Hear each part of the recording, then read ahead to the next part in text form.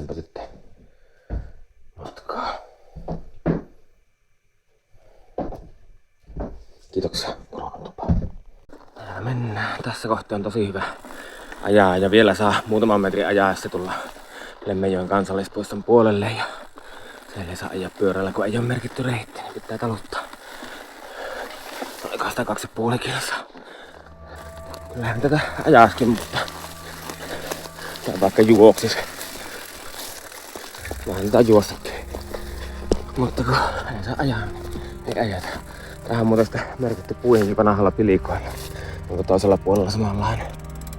Onhan siellä. Vanha postipolku tosiaan. Angeli. Kello on 2.48 aamulla. On kanssa yhdenlaista hommaa tänään tekee.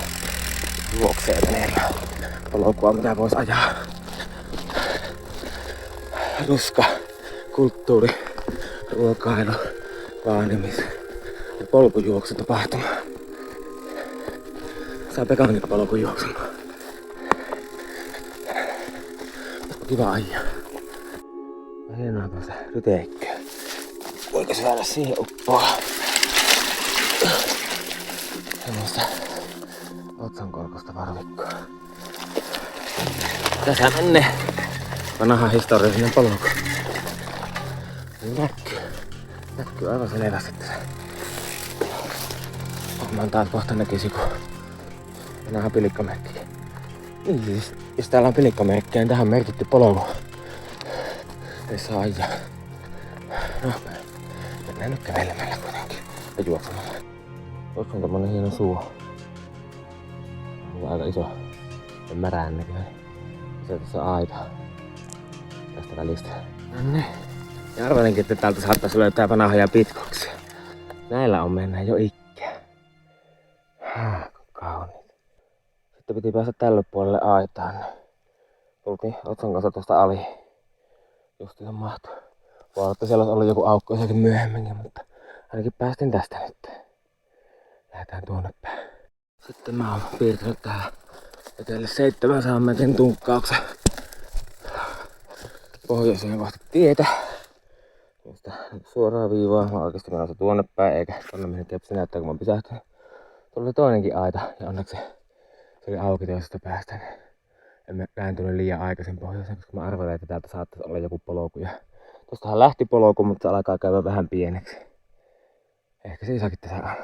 Jaha, vielä yksi aita. Tuosta varmaan pääsis ali. On se. Mitä 30 senttiä täältä vähän nousee sen verran, että me saattaisi tosta mahtua.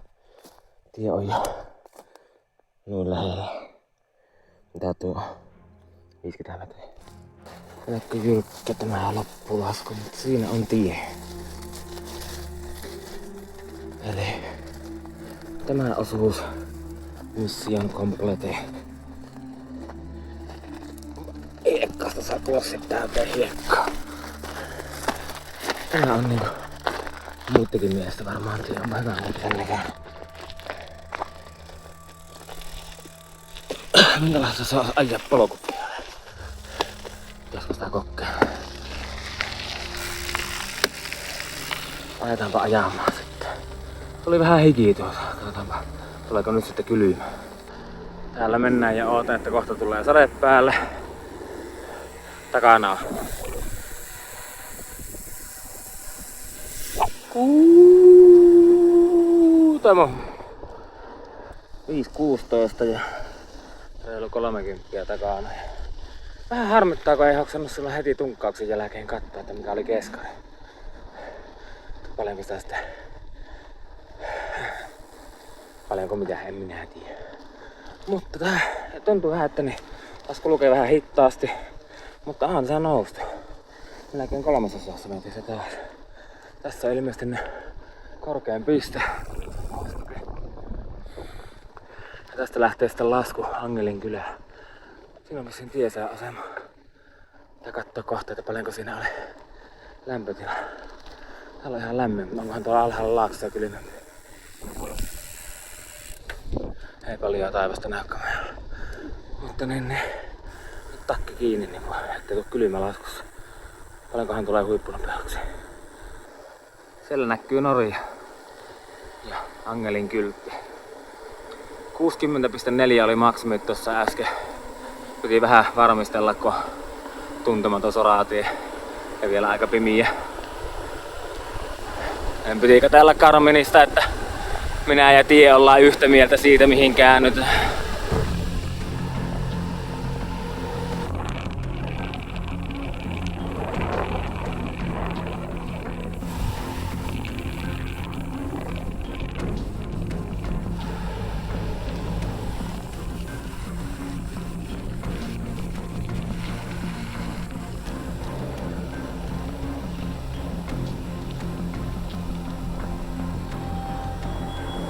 Angelinkylä. 60,9 kilsaa. Ei täällähän olisi hotelli. Onko sitä hotellia? Onko mitään penkkiä? Ei kyllä näe. Ei siinä mitään penkkiä ole.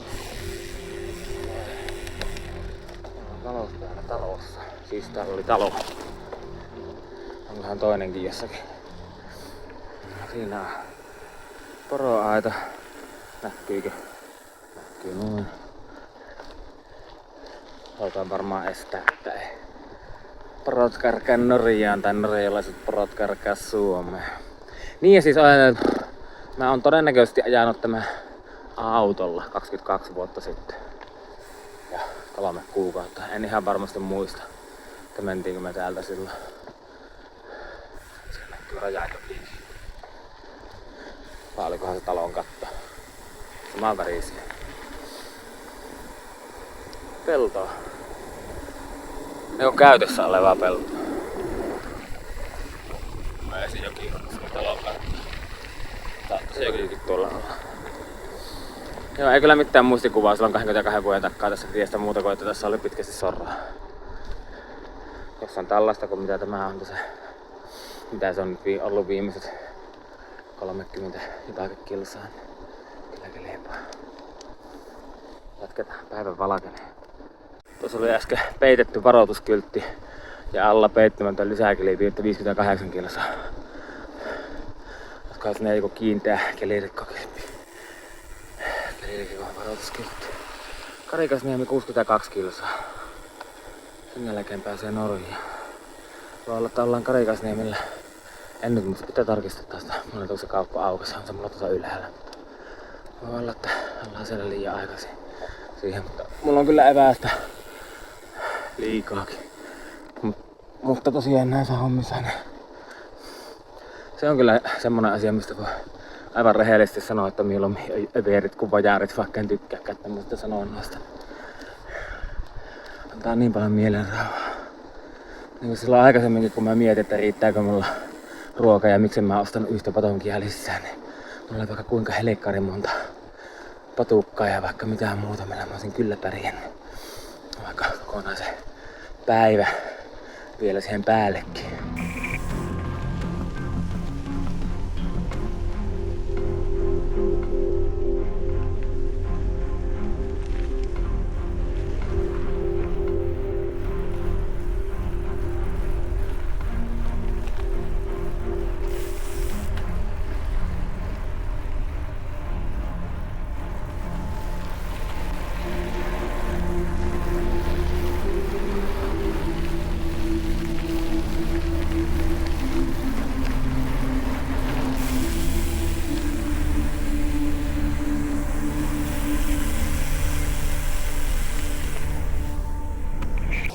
Olikin vähän jo aavistuksia noiden polkemien suhteen, että siellä on jotakin vialla.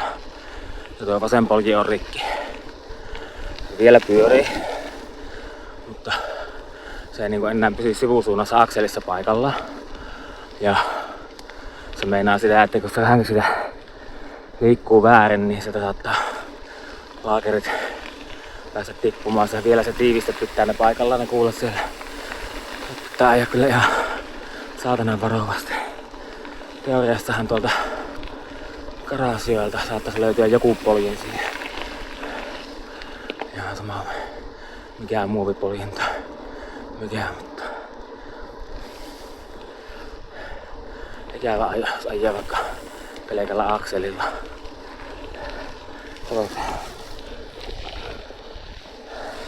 Tänko on matkaa maaliin.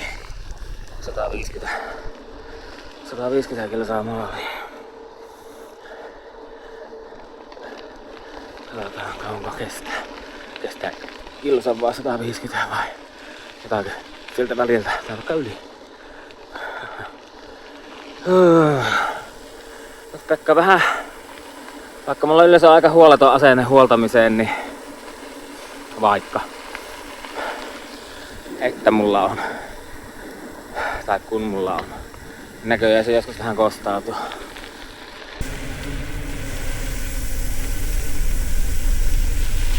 Siellä on Norja. Suomi.